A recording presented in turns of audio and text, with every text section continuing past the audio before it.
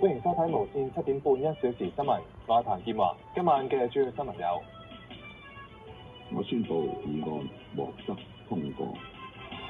立法會通過控煙修訂條例，增設禁煙區並增加違例罰款。立法會亦都通過修例規管籃球博彩。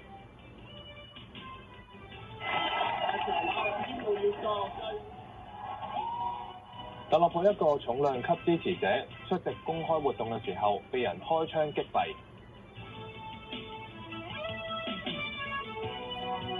詳細內容，政府推出控煙10招，提出修訂嘅條例草案獲立法會三讀通過。